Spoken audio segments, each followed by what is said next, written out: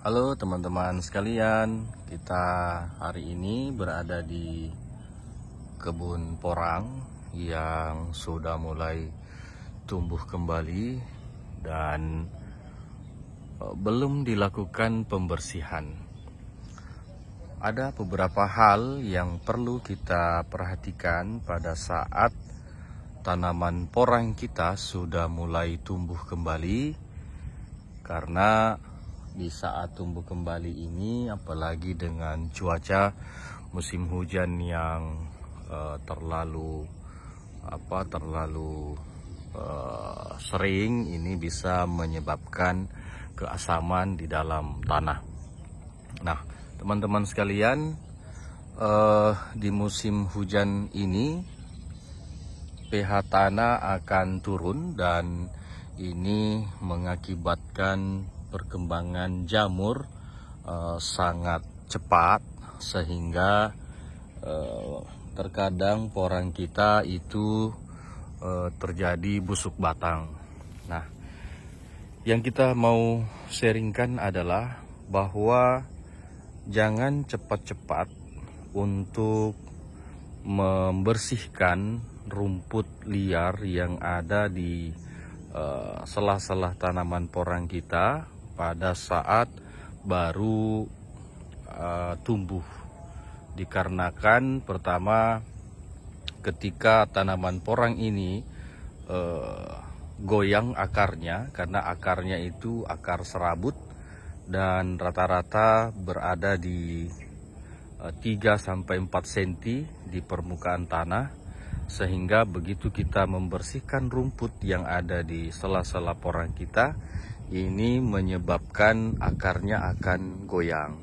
Nah, ketika tanaman porang akarnya sudah goyang, maka ini akan mengakibatkan terjadi penghambatan pertumbuhan.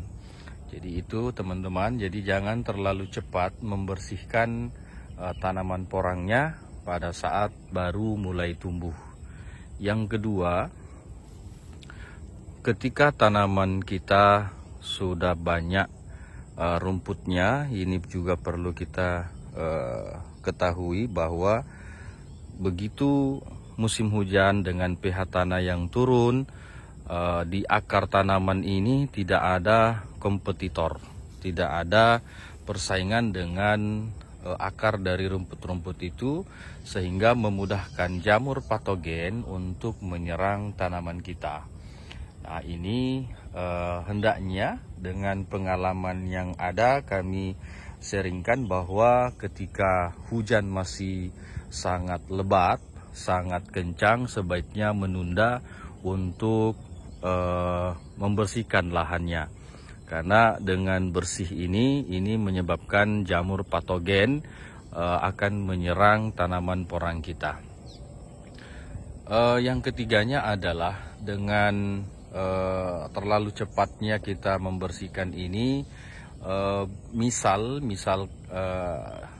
terjadi jeda hujan dan panas yang berlebih, ini akan menyebabkan akar tanaman porang ini akan kekurangan air. Tetapi ketika ada rumput di situ, maka kelembaban akan terus terjaga.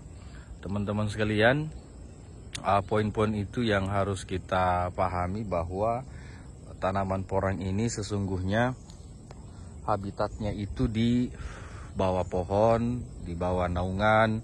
Dia bersimbiosis dengan akar-akar tanaman yang lain, sehingga pertumbuhannya memang membutuhkan tanaman-tanaman yang lain untuk pelindungnya, karena batangnya ini tidak mengandung urat. Dia merupakan tanaman air, sehingga air ini menjadi faktor penentu dari tanaman porang kita.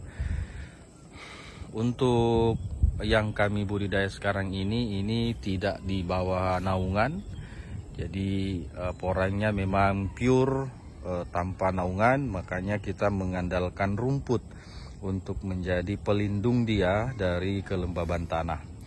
Nah, ini teman-teman, ada perbandingan yang pernah kemarin kita bersihkan. Ini yang belum pernah kita bersihkan, jadi rumputnya banyak. Nah, ini. Tapi yang di sini yang pernah kita bersihkan itu ternyata rumputnya tanaman porangnya itu agak terganggu pertumbuhannya. Nah, ini malah lebih kecil dibanding yang di sini. Padahal yang di sini ini tidak pernah dibersihkan rumputnya, alias penuh dengan rumput di sela-sela porangnya. Nah, ini termasuk yang ini ada yang awal-awal tumbuh kita sudah bersihkan. Ini terkena semacam ini. Ini faktornya adalah jamur. Jamur ini kalau kita buka di bawah, ini akan terjadi pembusukan di akar. Nah, ini kita lihat. Jadi faktor ini sangat berpengaruh. Nah, ini ketika sebelum musim hujan, dia akarnya tidak terlalu ini, tapi begitu hujan turun pH tanah meningkat, maka ini yang seperti ini jadinya. Ini teman-teman. Jadi pengalaman ini kita sharingkan. Kalau ada pendapat dari teman-teman juga bisa untuk tujuannya untuk supaya tanaman porang kita bisa lebih maksimal di dalam produksi umbi dan katak nantinya. Ini lahannya berada di Makassar, luasnya kurang lebih 50 are. Populasinya sekitar yang ditanam sebelumnya itu ada sekitar 25.000 pohon. Nah, tapi dengan tambahan katak, karena ini kataknya tahun musim lalu, musim panen ini belum dipanen, sehingga banyak yang tumbuh kecil-kecil itu seperti ini. Nah, ini adalah katak yang dihasilkan dari tanaman ini sendiri. Nah, ini banyak yang kecil-kecil tumbuh, itu katak yang tumbuh dari tanaman porang kita sendiri. Jadi kita tidak menanamnya lagi, tapi itu betul-betul dari katak yang jatuh yang tidak kita panen. Ya, sama dengan teman-teman yang lain, karena harga kurang maksimal di tahun ini, sehingga katak itu kita biarkan saja di lahan, dia tumbuh kembali.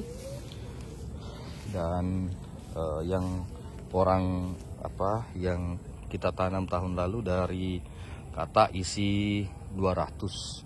Nah, ini sudah mulai tumbuh kembali dan alhamdulillah sangat bagus pertumbuhannya. Nah, ini mudah-mudahan tahun ini bisa maksimal dan kita sebagai petani dapat merasakan hasilnya. Nah, itu.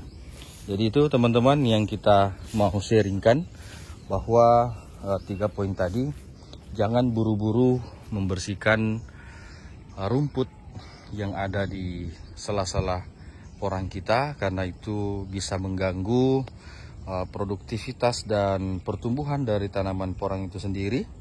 Yang keduanya, serangan jamur patogen juga kita harus waspadai, karena begitu rumput yang sudah kita bersihkan ini sudah tidak ada lagi di sela-sela akar, maka secara otomatis si jamur ini akan terkonsentrasi dengan tanaman porang kita.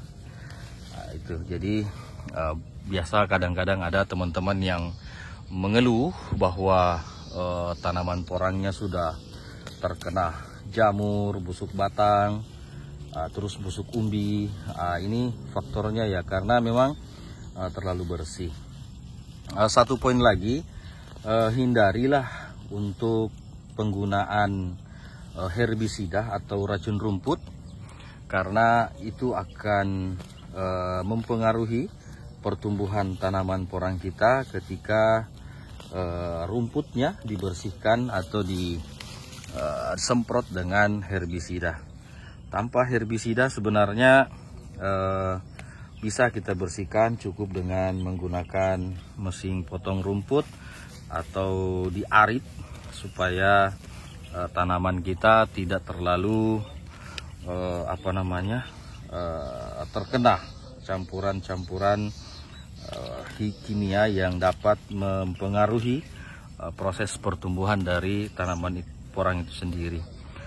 Teman-teman, kalau pupuk yang kami rekomendasikan untuk digunakan lebih dominan ke pupuk hayati, karena pupuk hayati itu mengandung miliaran mikroba yang bermacam-macam, sehingga dengan akar serabut ini cepat bersimbiosis dengan tanaman porang kita, terutama yang pupuk hayati yang mengandung bakteri rhizosfer, bakteri yang dapat mengikat nitrogen dari udara atau dari nitrogen lepas, sehingga kita tidak terlalu banyak mengeluarkan biaya untuk berbudidaya tanaman porang.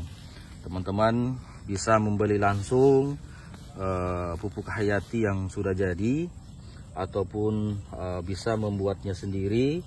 Ada macam-macam, ada bisa menggunakan bakteri Rhizobium, bisa menggunakan bakteri atau jamur-jamur yang sifatnya bersimbiosis dengan akar tanaman porang. Begitu teman-teman, informasi dari kita, sharing dari kita, sehingga dengan informasi ini bermanfaat untuk kita semuanya. Jangan lelah untuk memelihara porangnya, karena apapun ceritanya kita sudah terlanjur menjadi petani porang. Terima kasih, salam dari Makassar.